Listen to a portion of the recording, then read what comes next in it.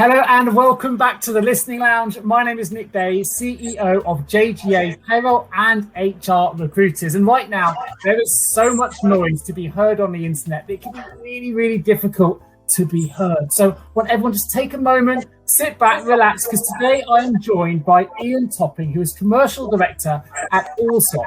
They're a business that help clients to make working lives better. I want Ian to share his views on what the future of voice technology can bring to all of us, because it's really quite exciting. Many thanks, Nick. As a business, yes, we're absolutely devoted to making working lives better, fundamentally by removing manual processes and arduous tasks that can be a little boring in our daily work lives. So I'm looking forward to chatting to you about voice and the latest technology in HR. Well, let's start there. So it's great to have you here. What is at the moment? What is the real demand for voice technology? Is there a demand for voice technology out there right now? Oh, absolutely a demand, and it's nothing new. Alexa has been around since 2014, and we can ask Alexa in the morning to put on our favorite track or tell us the weather. Google Assistant I use on a daily basis to navigate. It's been around since 2016. In 2018, PwC research found that 71% of consumers prefer to conduct queries by voice.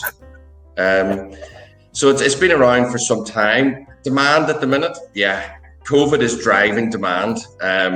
Microsoft Satya, Chief Exec, Bill McDermott of ServiceNow, Chief Exec, very well taken in the press.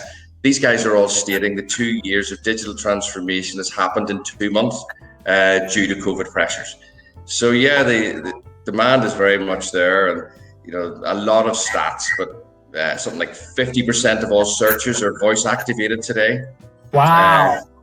So basically, and it's predominantly millennials, as you would imagine. But 72% of voice tech users claim this has become a part of their daily routine, now, which can be simple things like asking for the weather from Alexa, but it's also right through to speaking with different financial institutions and sharing personal financial data in a secure way. Millennials will state something like 55% of all of their search is by voice.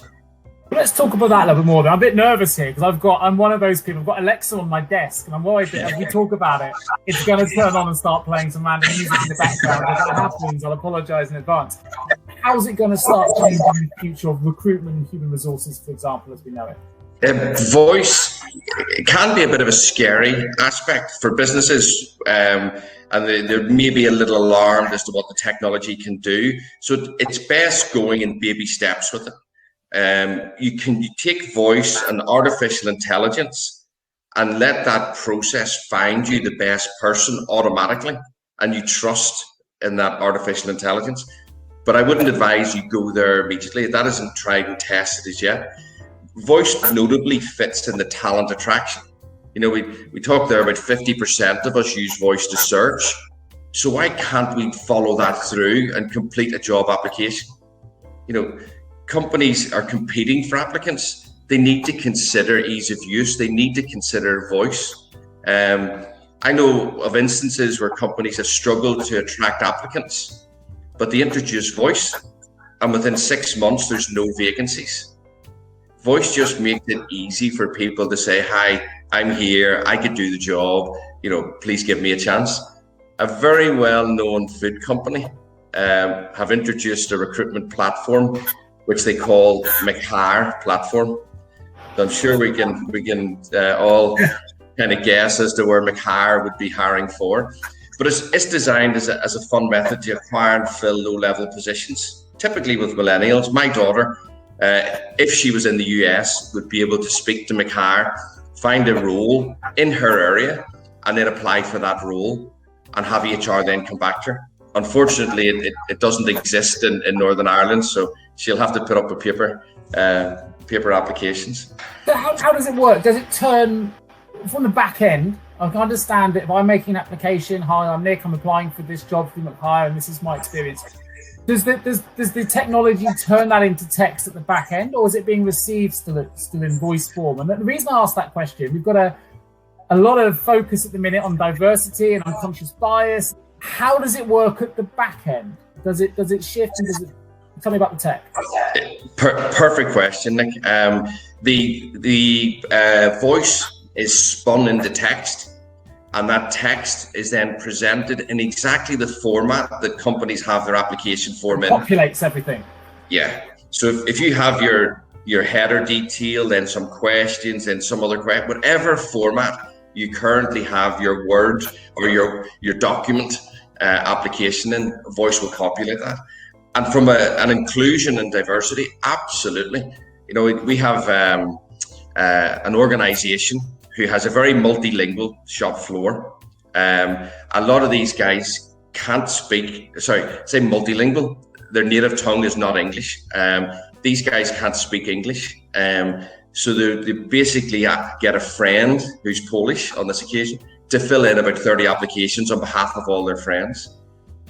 Google and voice, and using Google technology, it offers over 100 languages. So hence you've got multilingual equality in the application process. You know, a candidate in their native tongue can use voice to search for the company. When they find the company, a little bit of navigation in the website to find the job.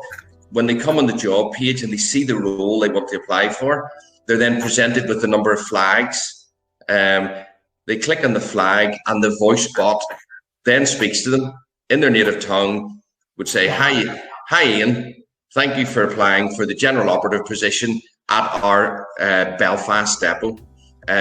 Please give us your name and give us your first name, second name, postcode, and then tell us why you want to apply for the role. So on the grounds of inclusion, it's very, very inclusive with regards to the multilingual.